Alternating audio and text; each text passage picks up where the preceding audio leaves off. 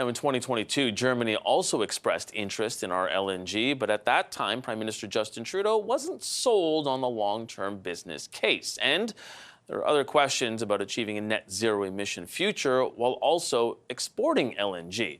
There's a lot to unpack here, so let's bring back the front bench. Dan Moulton, Shakira Chambers, Kathleen Monk, and Laura Stone. Dan, let's start with you here. Difficult dance for the Liberal government trying to get through all of this one. On one hand, you have a few allies who want our LNG, but on the other side, they're trying to look at the larger environmental impact of all of it. Well, certainly I think it's going to be really important for the Liberals as they navigate the lead up to the next election, the politics of this moment, and increasing pressure to see Canada export more of our natural resources, that they ensure their posture is very much like what we heard from Francesca Sobera, a Liberal MP who was on your program earlier, which is bring forward the proposals and we'll look at them on their merits. This is a market decision. And if we see ideas that come forward to say we'll build LNG on the East Coast or the West Coast that are economic and have a strong business case behind them, that they'll look at them. And I think that openness is going to be really important as they navigate this moment.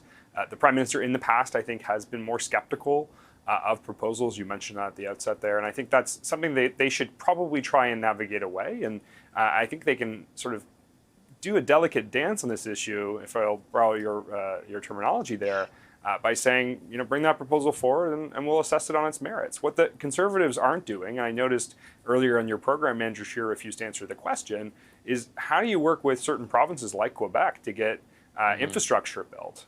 Pierre Poilievre's out on rally saying he's going to do this, but federal governments by decree cannot just get projects like this completed. They can't get pipelines built. They need to work with provinces, they need to work with First Nations and Indigenous communities. And frankly, we just don't see any level of detail in a plan beyond the Leader of the Opposition announcing they'll get LNG exported. I mean, that's not good enough. We need to see a little bit more detail about how it will be done. The Harper government spent 10 years and no pipelines were built. So it's kind of hard to take them at their word on this one. Yeah, Shakir, is that the biggest difficulty, that it sounds good at a rally, but really when you have to get down and do the work, that trying to deal with Quebec and make sure that a pipeline gets built east, that might be more difficult? Yeah, I think, of course, it's an obvious challenge. But I remember when the federal government first implemented its carbon tax, and they told Albertans that, you need to get this social license, embrace carbon pricing, and, that you can kind of move forward with your oil and gas, LNG projects and whatnot. And Alberta accepted the carbon pricing, and they got no pipelines built. They didn't have any social license to move forward on this. So I kind of feel like, you're kind of talking out of both ends of your mouth here. You want to kind of reduce emissions. You want to kind of have people embrace your environmental policies. But there are other groups and stakeholders who want to see things done as well. Like I said, building pipelines, exporting our LNG. And so how do we get to that point? I don't know what that looks like in terms of negotiations with Quebec, but if you're operating in Alberta in the oil and gas sector, you have to have intense frustration. The only thing I would add to this as well, I mean, the federal government often says to provinces that, you need to have an emissions reduction plan because emissions don't stop at your borders. Well, obviously, emissions don't stop at our country's borders as well. And if we have a product that we can get to global markets to help reduce emissions, I think we should find any way possible to get that product to market, right? Ultimately, it's something that's going to help. It's going to displace dirtier forms of energy. So how do we get there? Emissions are not just a Canadian problem, it's a global problem. So we need to find a way to ensure that the planet gets to net zero by 2050. It's not just a Canadian kind of objective. Yeah, and Kathleen, that is one of those things that they can think about here, because if they're exporting more of it to China, get China off of coal, and so really that sort of helps us get all emissions down, but it still isn't the cleanest form of energy. No, but I think it is a reality that, countries will continue to rely on oil resources for some time, for decades to come. And Canada's businesses and our exporters of energy can do well, though, if they embrace a low carbon economic future. And that's the key. It has to be that.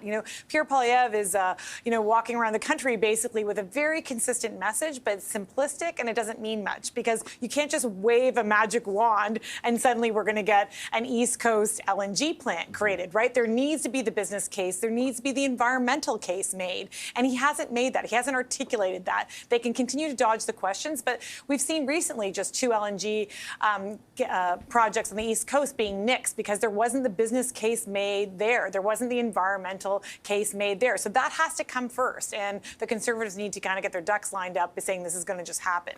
Yeah, Laura, it feels like this comes back to the Liberals trying to be responsible on the environment, but at the same time, Canada is a country which is rich in natural resources, and it would help them if they sold some of them.